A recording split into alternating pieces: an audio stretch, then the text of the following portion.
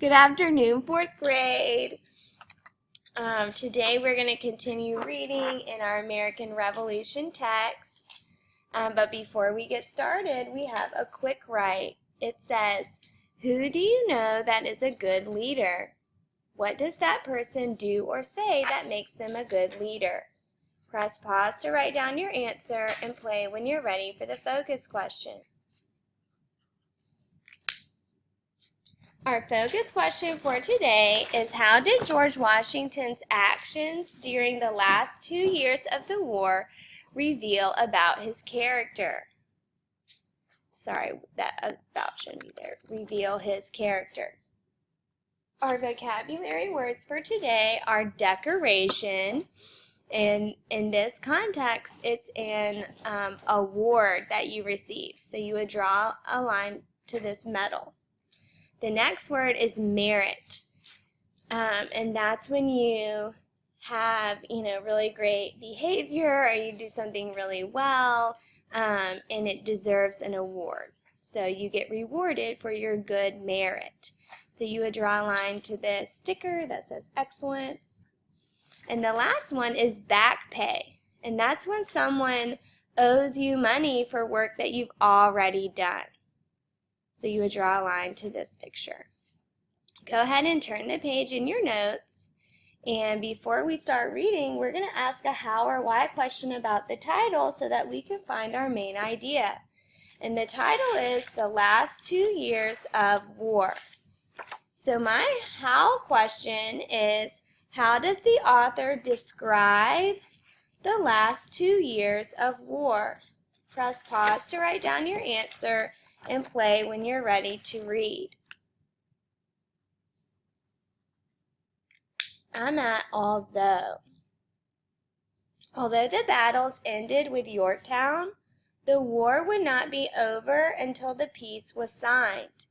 There were small clashes and men still died. Washington promised to remain in the field until New York City, the last redcoat foothold, was evacuated. Through much of 1782 to 1783, he was with his army near Newburgh, New York.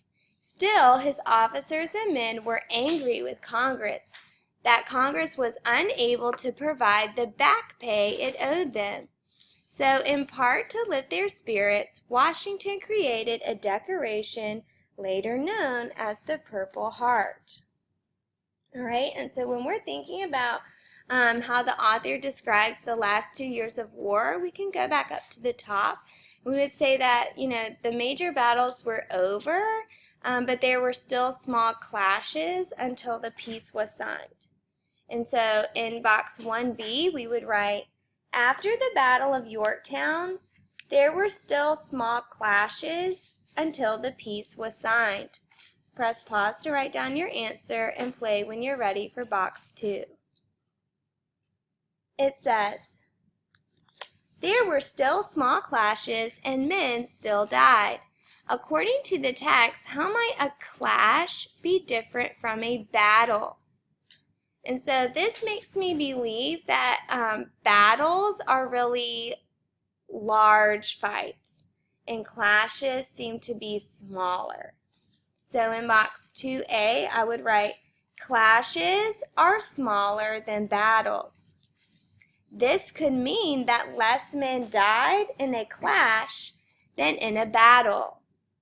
Press pause to write down your answer and play when you're ready for 2B. It says, how might a clash and a battle be similar?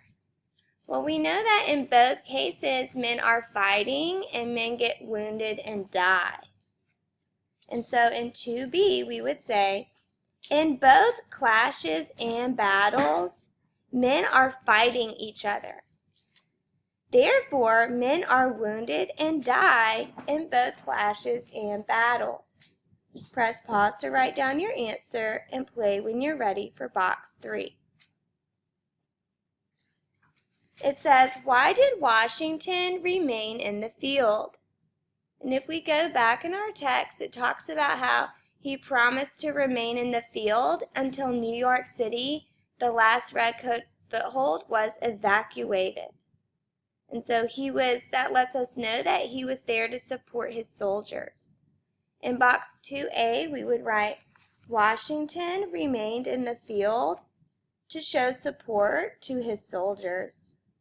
Press pause to write down your answer and play when you're ready for 3B. It says, what does this decision reveal about his character? So if Washington stayed in the field even when he didn't have to support his soldiers, that tells us that he's loyal to his soldiers. He's a selfless leader because he could have gone home because the war was basically over, but he decided to stay all the way until the end. And so in box 3B, we would write, this reveals that Washington is a loyal and selfless leader because he could have gone home, but he did not want to because his men could not also go home. Press pause to write down your answer and play when you're ready for box 4. It says, why were the soldiers angry with Congress? If we go back in the text, it says, still his officers and men were angry with Congress that Congress was unable to provide them the back pay it owed. And so the soldiers were angry because they were doing all this work, risking their lives, and they weren't even getting paid the money they were supposed to. So in box 4A, we would write, the soldiers were angry with Congress because Congress did not pay them for fighting in the war like they were supposed to. Press pause to write down your answer and play when you're ready for 4B. It says, what situation from the American Revolution time period does this remind you of? So you need to think about a time in the events leading up to the American Revolution when the government wasn't doing what it was supposed to do and the people got angry. All right, press pause to write down your answer and play when you're ready for the paragraph.